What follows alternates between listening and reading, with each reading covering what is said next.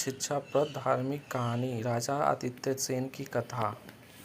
प्राचीन समय में उज्जयिनी नगरी में राजा आदित्य सेन राज्य करते थे। वह बड़े ही शूरवीर राजा और वशिष्ठ थे।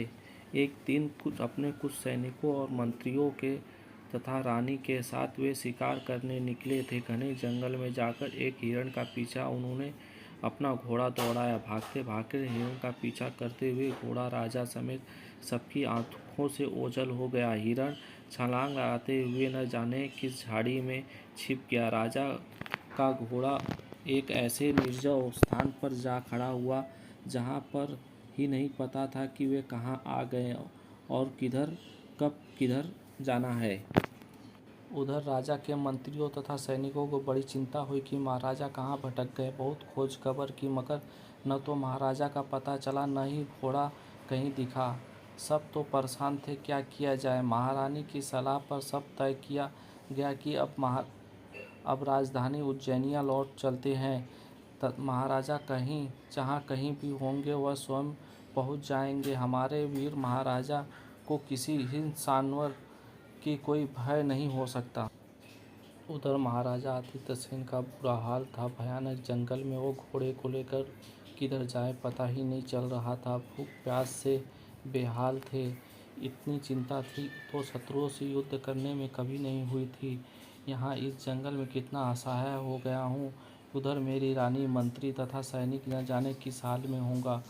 इसी सोच में पड़े थे। वह एक वृक्ष के नीचे बैठे थे। कुछ देर बाद सोच विचार करने के बाद उन्होंने कोई रास्ता न सूझा तो सूरज डूबने से अंधेरा घिरने लगा तो उन्होंने घोड़े के आगे हाथ जोड़कर कहा, हे मेरे यश, तुम और तुम्हारी जाति बहुत स्वामी भक्त होती है। तुमने मुझे इस निर्जन तथा बियावन जंगल में लाकर खड़ा कर दिया है। अब तुम्हारी ने मुझे इस संकट से उबारोगे। यहाँ तुम्हारे सिवा मेरा कोई सहायक नहीं है। यह कहकर राजा घोड़े पर सवार हो गए। घोड़ा किधर जाएगा और वह कहाँ पहुँचेगा इसका कुछ पता नहीं है। अब तक अंधेरा काफ़ी घिर आया था। राजा ने भाग्य से और घोड़े की सूझबूझ कर घोड़े को जंगल से बाहर निकल गया। अब राजा को भी लगा संकट पार हो जाएगा। फिर उन्हें बहुत दूर रोशनी की एक झलक दिखी। घोड़ा स्वयं उस ओर बढ़ गया। खुली जगह, एक घर और कुछ आदमियों को देखकर राजा में जान आई। राजा घोड़े से उतरे और उस आश्रम जैसे घर का द्वार पर खड़े होकर उन्होंने आवाज़ लगाई, अरे कोई है? मैं एक भटका हुआ यात्री हूँ। मुझे रात में अपने यहाँ शरण दीजिए। दरवाज़ा खुला और एक आदमी बाहर आकर जब तक वह आंगू तक में कुछ पूछा 5-6 आदमी और भी बाहर आ गए, हाथ में लाठियाँ। सबने एक स्वर में पूछा, गुरुजी यह कौन? यह इतनी रात को कोई चोर डाकू ही आ सकता है। गुरुजी ने कहा, लोगों को शांत कर कहा, ठहरो मैं देखता हूँ कि कौन है। यह कहकर उन्होंने दीपक की रोशनी आदित्य सेन पर डाली। भूख प्यास थकान से आदित्य सेन का बुरा हाल था। जंगल में झाड़ियों में उलझकर वस्त्र भी कहीं जगह से फट गए थे। चेहरे पर सारा राजसी तेज समाप्त हो चुका था। गुरुजी उनसे कुछ पूछते कि उसके पहले उन्होंने कहना शुरू कर दिया, एक पूज्यवर, मैं विपत्ति का मारा हूँ, एक शिकारी हूँ। एक हिरण के पीछे मेरा घोड़ा दौड़ा। हिरण तो न जाने कहाँ ओझल हो गया। मैं भटक गया, सारा दिन भूखा प्यासा और बेहाली में बिता अंत अपने को भगवान के भरोसे छोड़ दिया। अब मैं आपके द्वार पर खड़ा हूँ। गुरुजी का नाम चक्रधर था। अब उन्होंने सब कुछ सुना तो लगा कि निश्चित ही यह आदमी मुसीबत का मारा है, इसे शरण अवश्य देनी चाहिए। उन्होंने कहा, अतिथि मेरे हमारे लिए भगवान जैसा होता है। आप घोड़े को बाहर बांधकर अंदर आ जाएं। इतना सुनते ही उनके साथियों ने, गुरुजी आप यह क्या कर रहे हैं?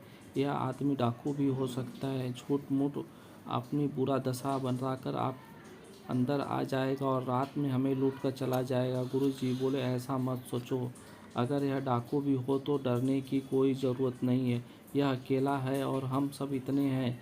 तुम निश्चित होकर सो जाओ, मैं जागकर पहरा देता हूँ। इतनी रात हो गए, इस हालत में आदमी को शरण देना, उसकी प्राणों की रक्षा करना हमारा धर्म है। हमें इस धर्म को निभाना चाहिए। यह कहते हुए उन्होंने आदित्य सेन को अंदर बुलाया, उन्हें खाना दिया। घोड़े को भी चारा पानी देना भी न भूले। जब तक आदित्य सेन थोड़ा अस्वस्थ हाँ तो गुरुजी ने कहा, अब आप निश्चिंत होकर सोइए, मेरे रहते आपको कोई कष्ट नहीं होगा। सवेरे आप जहाँ जाना चाहे चले जाइए। आदित्य सेन ने लेटे लेटे सोचने लगे कि समय बड़ा बलवान होता है, कब और कहाँ किसे दशा में डाल दे इसका कोई पता नहीं होता। मैं प्रजा का पालन राजा जो चोर डाकुओं और शत्रुओं का नाश करने वाला हूँ, आज किसी की कृपा से अपनी भूख मिटा पाया हूँ। कहीं मैं चोर डाकू तो नहीं। इस भय से गुरुजी रात भर जागकर अपने अनुयायियों की रक्षा कर रहे थे। सोचते सोचते थके माथे आदित्य सेन जाने कब सो गए। प्रातःकाल जब वो उठे थकान उड़ चुकी थी। गुरुजी ने कहा, आप अपने रात में शरण देकर मुझे उपकार किया, मैं जीवन भर इसे न भूलूंगा। आज्ञा दीजिए मैं चलूँ, मेरे घर परिवार के लोग चिंतित होंगे। गुरुजी ने कहा, मैंने कोई उपकार नहीं किया। एक मनुष्य होने के नाते एक दुखी आदमी के साथ अपना माननीय कर्तव्य निभाया है। आप शीघ्र अपने घर पहुंचकर अपने परिवार की चिंता दूर करें। दूसरे दिन महाराज उज्जैनी पहुंचे ही सारे दरबार में खुशी छा गई। राजा ने रात में प्रसंग की चिंता की चर्चा नहीं की। चक्रधर का आश्रम उज्जैनी राज्य में ही था। आदित्य सेन ने एक दिन अपने एक आतंक से कहा, तुम चाबुक मन चक्रधर नाम एक ऋषि के आश्रम में वहाँ जाकर अपने कुछ शिष्यों के साथ रहते हैं। यहाँ जाकर उन्हें संदेश दो कि महाराज ने आपको बुलाया है। दूत ने जाकर चक्रधर को जब यह संदेश सुनाया तब चक्रधर को समझ में नहीं आया। राजा आज्ञा का पालन प्रजा का कर्तव्य, इसलिए दरबार में चक्रधर उपस्थित हुए। महाराजा ने उन्हें तत्काल पहचान लिया, पर चक्रधर ने यह पहचान न सके। ये आदमी कुछ दिन पहले एक रात मेरे आश्रम में रह चुका है। महाराजा ने पूछा, गुरुजी आपने आश्रम में कितने लोग हैं?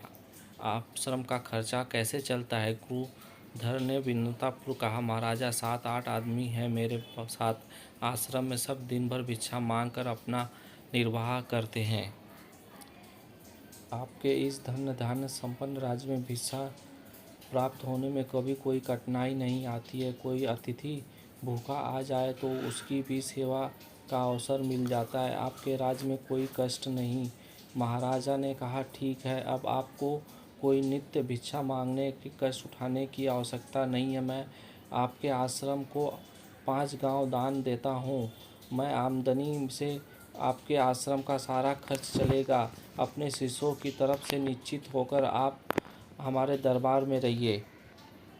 अचानक हुई महाराज की इस कृपा को रहस्य चक्रधर को न पता चल पाया। चक्रधर दरबार में रहने लगे। इधर श्रमवासियों को गाँवों को आय की भिक्षा मांगने की छुट्टी मिला। बिना मेहनत किए आराम से खूब धन संपत्ति मिलने लगा। श्रमवासी दंडक तथा विलासी हो गए। कुछ दिनों के बाद धन संपत्ति के बंटवारे के लिए आपस में लड़ने लगे। एक दिन चक्रधर ने कहा, महाराज आज्ञा दे तो एक बार जाकर आश्रम की दशा देख आऊं। उन्हें सुखी देखकर मुझे खुशी होगी। राजा ने आज्ञा दे दी। चक्रधर जब आश्रम पहुँचे तो उनके अनुयायियों को बुरा लगा। उन लोगों ने सोचा कि गुरुजी हमारी आमदनी में से हिस्सा बांटने आए हैं। धन संपत्ति को लेकर आपसी लड़ाई को देखकर चक्रधर को बहुत दुख हुआ। उन्होंने कहा, तुम सब में से अपने में से एक मुखिया चुन लो, उसकी सलाह से सब मिलजुल कर काम किया करो। आपस में लड़ाई झगड़े से बचकर कुछ परोपकार का कार्य भी किया करो।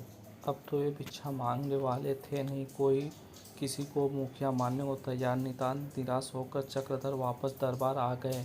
चक्रधर को उदास और दुखी देखकर राजा उनसे दुखी और उदासी का कारण पूछा। चक्रधर ने सारी बात बता दी। राजा जी, गुरुजी आप पुनः प्रयास आश्रम में जाकर मैं पता करूंगा। चक्रधर फिर से आश्रम आ गए। एक दिन महाराज स्वयं भिक्षुक का वेश बनाकर आश्रम पहुँचे। भिक्षा के नाम पर आश्रमवासियों ने फटकारते हुए कहा, भाग जाओ भीख मंगे कहीं के, कोई भिक्षा नहीं मिलेगी। चक्रधर भी बैठे थे या सुन रहे थे पर कुछ कह न सके। भिखारी जब फिर भी न हटा तो आश्रमवासियों ने उसे मारने के लिए दौड़ा अब वह भिखारी अपना ऊपरी वेश उतार दिया।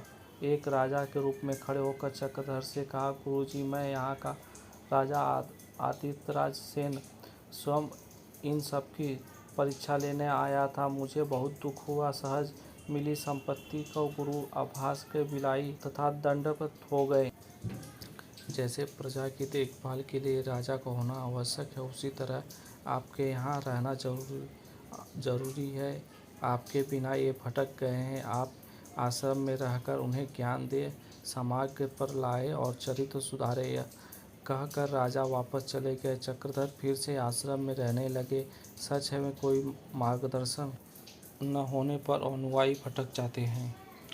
अगर ये कहानी पसंद आई हो तो प्लीज़ मेरे चैनल को आप सब्सक्राइब कीजिए।